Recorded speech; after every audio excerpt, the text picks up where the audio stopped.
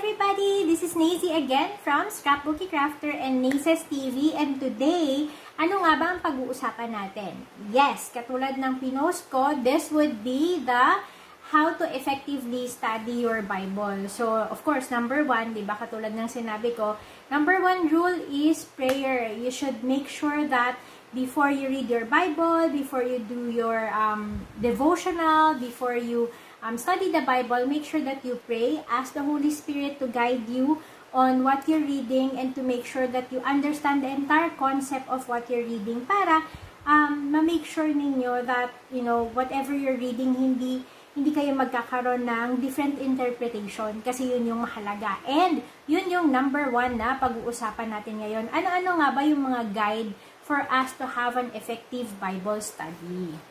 So, before we jump into the Bible study approach or Bible study method na pwede nating gawin para maging effective ang ating Bible study, and before ko i-share sa inyo yung 3 skills na dapat magkaroon tayo to be able to have an effective Bible study reading, gusto ko munang i-share sa inyo ano ba yung, bakit tayo nagwa-Bible study. So, number 1 is, doing a Bible study will transform our lives. Bakit? Kasi syempre makikilala natin kung sino ba talaga si God at kung ano yung purpose niya sa buhay natin and gaano niya tayo kamahal, 'di ba? And secondly, of course, para magkaroon tayo ng deep and abiding relationship with Jesus Christ. Kasi we will only be able to walk with Him, we will only be able to take His yoke from Him. We will only be able to understand kung ano ba yung footprints in the sand, diba? That He is really carrying us through. We will only be able to appreciate His goodness if we study His Word, if we study His, the Bible that He provided to us. Because ito yung pinaka communication na meron si God para sa atin. He makes sure na meron tayo ng word niya para mas maintindihan natin siya, mas makilala natin siya at magkaroon tayo ng relationship with Him. Okay, so ano nga ba yung 3 skills na sinasabi ko kanina na i-share ko sa inyo? So, when we do our Bible study, we have to hone these 3 skills. Syempre, hindi naman agad-agad, di ba? Parang magaling na tayo dito. But these are the things that we can start to exercise para mas magawa natin siya ng maayos. So, ano yun? Number 1 is observation. Number 2 is interpretation. And of course, number 3 is application. So, yun yung tatlong skills na kailangan natin to do Bible study. And then, I will teach you how we can exercise those skills para eventually, you know, it will help us and to navigate through our effective Bible study.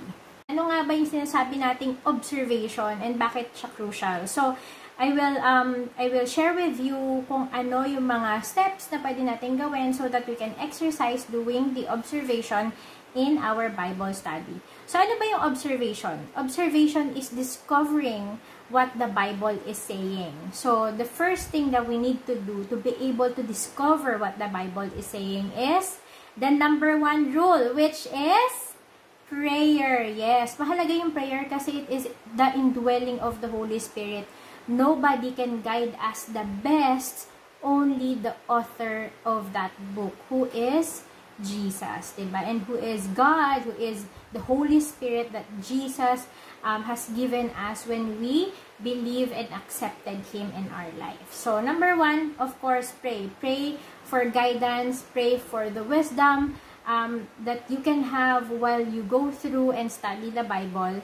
And of course, step 2, ano yung step 2? That is asking the 5 W's and H. Ano nga ba ang 5 W's and H? So, the 5 W's and H would be who and whom, and then what, when, where, and why, and of course, how. So, ano nga ba yung who? So, yung who is to understand sino ba yung nagsasalita. And whom, of course, is para kanino ba niya to sinasabi, di ba? We have to understand yung mga main character ng binabasa natin. And, you know, if I is speaking, sino ba yung I na yun? Si God ba yung nagsasalita? Yung elders ba from the Bible? So, we have to have that kind of perspective to understand sino at para kanino sinasabi yung verse na yun, or yung text na yun, or yung buong chapter na yun. Of course, what? Ano yung subject or ano yung event ng chapter na yun? What can we learn from the people, from the event, from the teaching of that particular verse or that particular chapter? And then when? Kailan nangyari itong mga event na to? Ano yung panahon na yun, diba? Also, parang ano yung mga timing, yung mga timeline ng event na to, related ba siya sa past events na nabasa ninyo, diba? So, that's why I also appreciate reading my Bible chronologically, kasi, especially sa Old Testament, diba? Parang, kapag chronological yung pagbabasa mo, mas makikita mo yung timing ng event, yung sunod-sunod na timing kung paano siya nangyari. So, that's when, and then where, diba? Where did, and where will this happen, diba? Kasi meron tayong mga books na it still is about to happen, diba? Yung mga prophetic book. So, kailan natin siya ina-expect na mangyayari? Ina-expect, not necessarily exactly will happen, but you can also look into that. Kailan siya nangyari, kailan siya mangyayari, or saan siya pala mangyayari. And then, why, diba? Why is something being said or mentioned? Bakit to mangyayari, or bakit ito nangyari? So, yun yung mga observation na kailangan nating makita dun sa text na binabasa natin. And then, pwede rin i-ask din natin, bakit to nangyari sa person na to? And bakit to mangyayari sa person na to? So, why, diba? Why? Bakit siya nangyayari? Kailangan nating ma-observe yung text na yon. And then, how? How will it happen? How is it to be done? How is it illustrated? So, kailangan din nating ma-observe paano yung mga pangyayari na yon. Paano kaya ito mangyayari? Paano, di ba, parang halimbawa sa prophecy, parang ano yung mga sequence of events na yon, and then, paano natin makikita na nangyayari na siya? Paano siya pinakita sa text na to, na eventually, ito na yung mangyayari, di ba? And then, paano siya nangyari? Di ba? Yun yung mga how na kailangan nating i-take note of.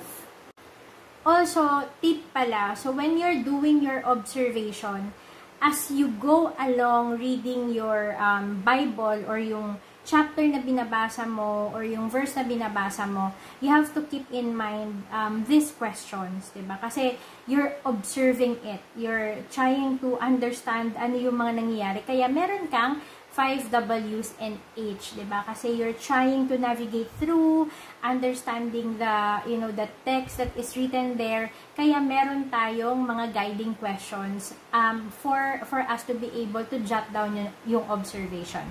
And then also, one of the things that will help you as you navigate through it and as you do your observation is to mark keywords and phrases. So, di ba, minsan, kapag magba-Bible study kayo, hindi naman agad nasusulat nyo, di ba? Pwede rin namang i-highlight nyo muna yung mga text. So, halimbawa, kapag, if that particular verse symbolizes God, or si God yung nagsispeak doon, or you really saw the word God, you can, instead of encircling it, you can put a triangle doon sa word na God, or sa word na I, if it's pertaining to Him as the speaker of that particular verse, diba? And then, if it's about love, diba? If God is talking about love, or if the author of that book is talking about love, and then maybe you found the word love, you can also put a heart on the love, diba? And then, halimbawa, law, diba? You're meditating on His law day and night. So, kapag law, if it's specifically saying about the law of the Lord, diba? So, alam naman natin, law is the 10 commandments, diba? So, pwede mong lagyan ng ganon, diba? Yung parang, yung tablet kung saan sinulat yung 10 commandments, so yung ganon, diba? Parang tablet. And then, of course, pwede rin, sample dito is yung repent, diba? When you repent, you turn away or you turn back from that particular situation that you are in, diba? Syempre, pag nagre-repent ka, hindi ka na didiretso. So, you're not going forward. You're actually repenting. You're going backwards. You're going backwards. You're turning away from the sin. So, pwedeng pabalik na arrow yung repent. So, something like that. Those are just the markings that you can do as you navigate through and do your observation in the Bible.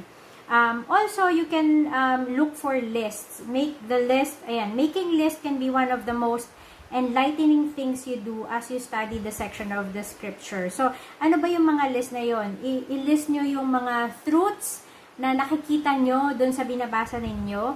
And then, highlight nyo yung mga important concepts na nababasa nyo dun sa Bible. So, yun yung mga tips on making the observation. So, observation is really gathering facts and truths dun sa nababasa ninyo. So, wala siyang halong, sa palagay ko parang ganito. Halimbawa, isipin mo parang, observation kaya to, sa palagay ko, ang sinasabi niya dito, dapat maging mabait ako. So, hindi siya observation. It's your own personal interpretation. Observation is, when you read the passage says that, take my yoke upon you. Diba? So, encirclean mo yung my. So, sino ba yung my? Diba? Si Jesus yung nagsasalita doon. So, i-mark mo yon na sinasabi ni Jesus. Diba? So, sabi niya, take my yoke. Kunin ko daw yung yoke ni Jesus Christ. Diba? So, very factual ang observation.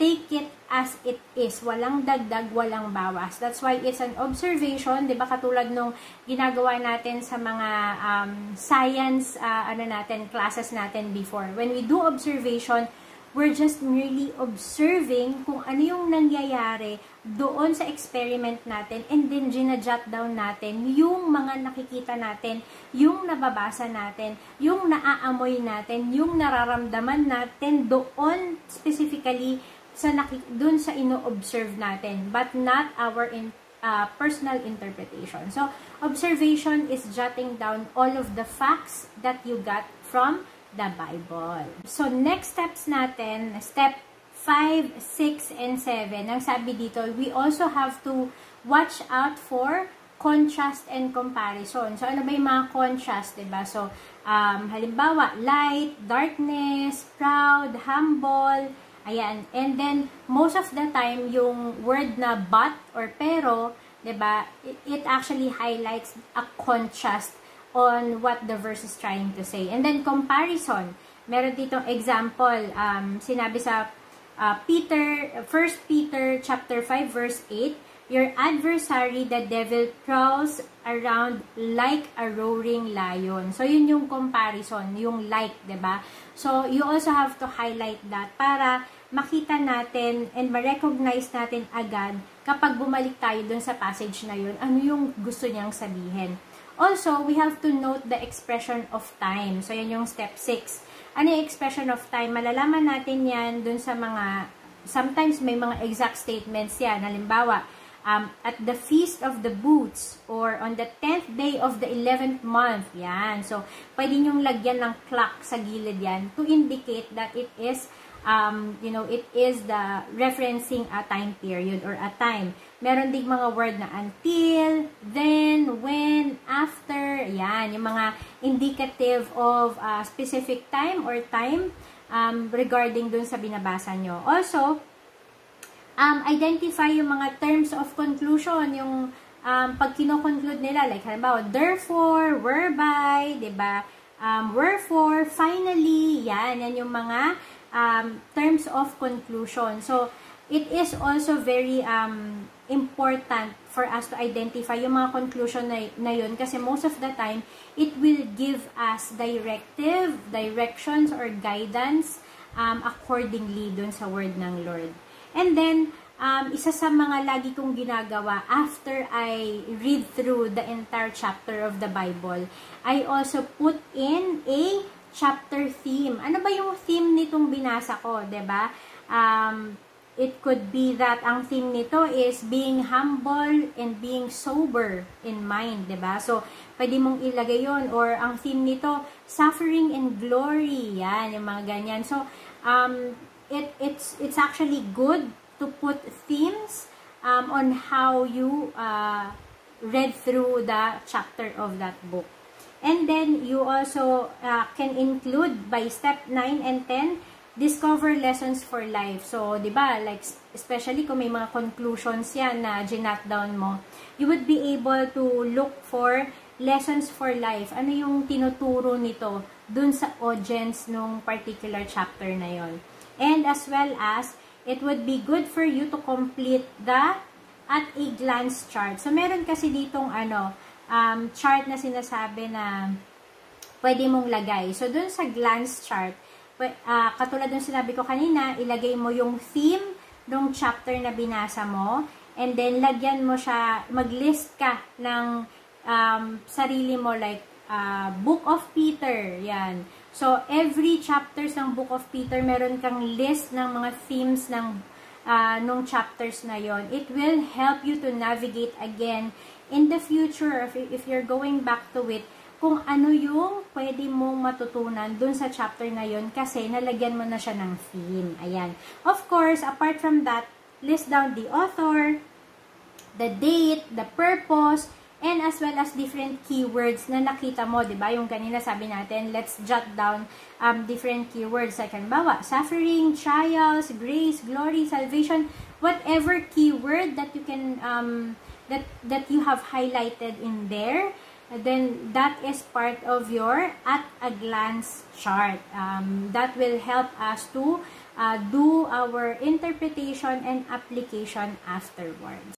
So, eto na. Kung nagawa mo na lahat ng observation, diba? Even sa scientific method, after the observation dun sa ating science experiment, we're also trying to interpret ano yung nangyari dun sa experiment natin. So, you gather all of your facts, which are all of your observation points. Nagawa mo na siya, nakagawa ka ng chapter at a glance. Now, how do we do the interpretation in terms of, biblical principles and to make sure na consistent siya? So, number 1, remember that context rules. Ano yung ibig sabihin nito? Remember that yung context nung binabasa ninyo, dapat consistent siya dun sa theme, sa purpose, and sa structure ng entire book. So, you have to ask yourself, kapag eto ba, dahil ini-interpret ko na siya according to what I gather from observation, itanong nyo rin yung sarili nyo, kino-consider ko ba yung ibang books ng Bible when I interpret this? Is it consistent dun sa entire theme ng buong chapter na to and ng buong libro na to? So, if, say for example, I'm reading the book of John, diba? Parang, is it consistent with the entire Bible? Or if I'm looking into John chapter 2, am I getting the information consistent and interpreting it consistent with John chapter 1, diba? So, you have to make sure that when you interpret, it is consistent dun sa una ninyong nabasa and dun sa entirety ng Bible.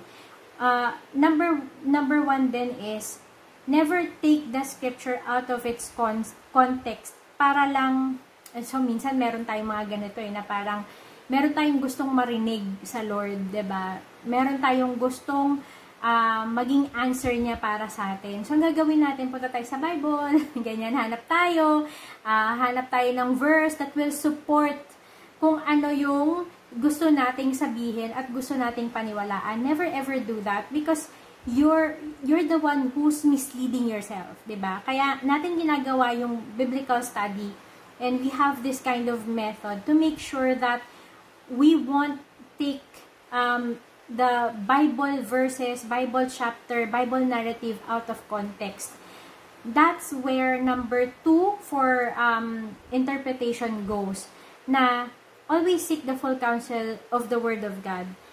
Kapag binasa mo yung buong Bible book and you're very intentional in studying it, you have asked the Lord to make sure that you guide you to understand and give you wisdom to understand yung buong narrative ng Bible, where the entire theme is actually focusing on Jesus being God, Jesus coming here as a man so that he will be the perfect sacrifice to atone for our sins, and then He was able to raise Himself from the dead, proving that He is God, and now He is in heaven and is awaiting for us, right? So that's the entire theme, and that's the entire facts of the Bible. So when you interpret it, you have to make sure that you interpret it with that kind of perspective too. Naiisa lang ang Bible. The Bible will never contradict itself. So yun yung number 3 sa biblical interpretation. Hindi niya i-contradict yung sarili niya. So say for example, meron kang nabasa sa chapter sa James, 'di ba? Nabasa mo sa James that faith is dead without action, 'di ba? Without good works, faith is dead. Pero ang sabi naman sa Ephesians, we have been saved through faith, 'di ba? So, is it contradicting it in itself na parang ang sinasabi sa Ephesians, we are saved by faith, we are saved by grace through faith. Tapos ang sabi naman sa James, faith is dead without action. Actually, hindi siya contradicting, it is supplementing. Kasi ang sinasabi doon is that yes, wala tayong magagawa sa salvation natin because it is a gift, which is a grace na hindi natin deserve, given by God. However, if you're saying that you are saved through faith, that faith has to be active. It has to have an evidence na talagang you accepted the salvation from Jesus. How will you be able to show that you are actually a follower of Christ when you accepted His gift of salvation? Siya na dapat yung Lord mo. Siya na yung sinusunod mo. And kung susundin mo si Jesus, sinusunod mo kung ano yung nasa Bible, di ba? And that is the active faith. Makikita ng mga tao na sinusunod, that you are really saved, kung makikita nila sa buhay mo that you are walking what the Bible is saying. So, hindi siya contradicting, it is supplementing towards one another. So, James is a supplement to what Ephesians is saying. Diba? Sinasabi doon that, we can accept that salvation, the salvation that was given to us by grace through faith, through active faith. And we will be able to showcase our active faith by doing good deeds because the love of God is overflowing through us. So, yun. You have to make sure na i-check nyo kung yung interpretation nyo ba ay nagko-contradict na doon sa biblical narrative. Also, hindi porket, halimbawa ako, di ba nagsishare ako sa inyo, hindi porket sinabi ko, tapos nag-quote ako ng isang Bible verse, tapos sinuportahan ko pa siya ng isang Bible verse ulit, tama na siya. You have to make your own study to understand the entire context, right? So that's why we encourage people to really do your own Bible study, Bible reading, para ma-check nyo kung yung sinasabi ba ng mga tao that are sharing the Word of God are actually true, diba? Because there is no one greater to give us wisdom and better understanding of the Word than God, diba? And the Holy Spirit will always make sure that we will understand His words accurately. Also, interpret Scripture literally. Hindi siya, ang Bible is, hindi siya sinulat para maging puzzle, para hulaan natin. Of course, it's different about Revelation, diba? So, dahil hindi pa naman siya nangyayari, hindi pa natin talaga siya may interpret literally. We still have to await for that to come true kasi it's a prophecy that is yet to be fulfilled. Pero all of the other chapters in the Bible, you have to interpret them literally. Hindi siya pahulaan, 'di ba? You have to look into different chapters that is actually pertaining to that can support those information. And then also always try to understand what the author had in mind when you interpret a portion of the Bible. Don't twist verses to support a meaning that is not clearly taught, unless the author of the particular book indicates that there is another meaning to what he says. Let the passage speak for itself. So, yun nga, parang kung ano na yung nandoon, yun na yun. Wag na tayong magbibigay ng hidden meaning. Walang hidden agenda yung Bible. You can chew it as it is, you can take it as it is. Kung ano yung sinasabi doon, that's what it actually meant. Wala nang iba pang ibig sabihin yon. The Lord is the God of order. He is the God of wisdom, the God of understanding. And because He left us His word, ang purpose niya doon is for us to be able to understand Him. And hindi siya maglalagay dyan ng mga biblical passage na would really be hard for us to understand and to mislead us, to have misinterpretation of His word. Kasi word niya yan eh. Ang gusto niya is magkaroon tayo ng tamang understanding kung sino siya. So, hindi niya tayo i-mislead. So, eto na, application time. So, discover how it works daw. So, for application, meron tayong 3 key things for application, which are apply scripture in the light of its teaching, reproof, and correction. So, what does it says about teaching? When you read the Bible and you read the entirety of it, you have to accept that everything that God says in His Bible, in any given subjects, are absolute truth.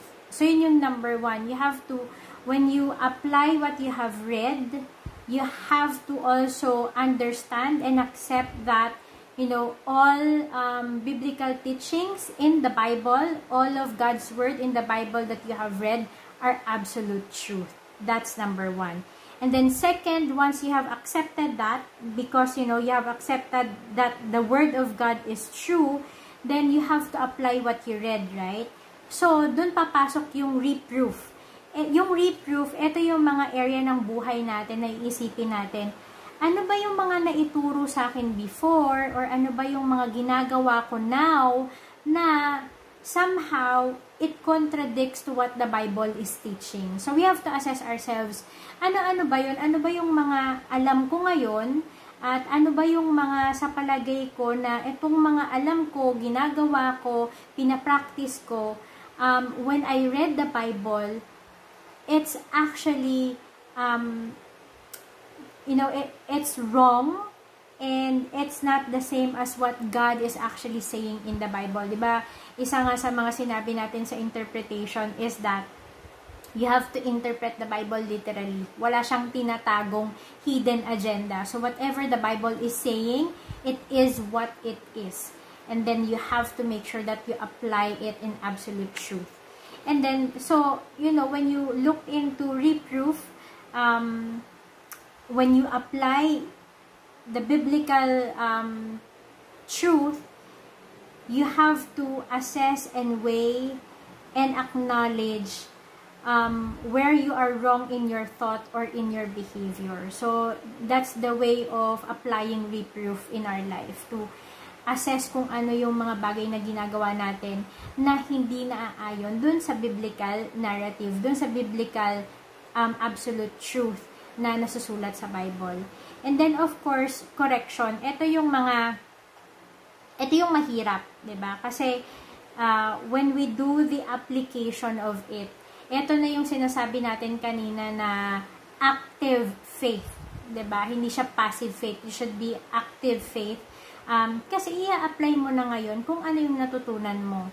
So, you know, many times naman, yung correction is simply, you know, confessing yung sins natin and forsaking whatever it is that the Lord had revealed to us, yung mga wrongdoings natin. So, forsaking is what?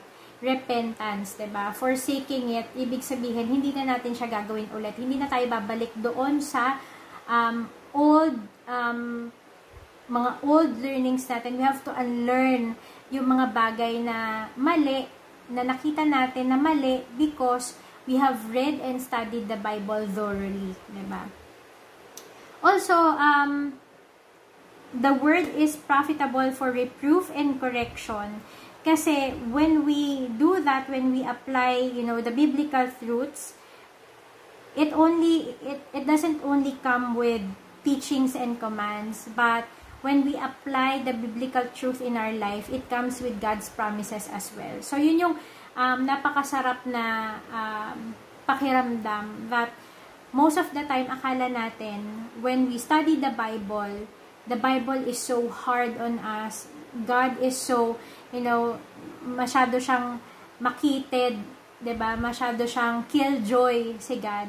Pero hindi natin nakikita that God has a lot of promises, has a lot of blessings towards us. And although it's hard when we apply yung biblical narrative and biblical truth sa buhay natin, dahil marami tayong mga pagkakamali na makikita sa buhay natin, always look into the goodness of God. Kasi parang, 'di ba, yung mga magulang natin hindi nila tayo pangangaralan para mapariwara tayo, 'di ba? Pinapangaralan nila tayo para maitama yung mga mali natin sa buhay, 'di ba? Lalo na si God, 'di ba? Kung ang mga magulang natin na katulad din natin na sinners sila, ganun yung naiisip nila. Paano pa si God na perfect, righteous, 'di ba? Loving, gracious, forgiving. Then definitely yung mga pangaral niya sa atin dito sa Bible, pinapangaralan niya tayo kasi gusto niya na mapabuti tayo. Gusto niya kung ano yung mga magagandang bagay, yun yung makuha natin. So, I hope that, as you go through and do your Bible study, as you do your observation, your interpretation, never ever, wag nyong i-skip yung application. Kasi yun yung pinakamahalaga. Application of Bible truths is actually reaping the goodness of the Lord. So, I hope that this somehow gives you a perspective on how you can do your Bible study effectively. So, maybe next time, I can go through with you on how we can, get start and jump on and do our Bible study through reading the scriptures and writing it down. Maybe we can do that live, or I can also do some sample in the video. So I hope that you have been blessed. If you have been blessed, please like this video, share this video with your friends if you think that they will benefit from it. And then if you have suggestions, clarifications, questions, any comments, please don't hesitate to comment down below. And then if ever, I have answers to that, or if I don't, and then I will seek counsel to the people that I trust and I know, then I can get back to you. So I hope that you'll have a blessed week ahead, and I'll see you again soon. Bye!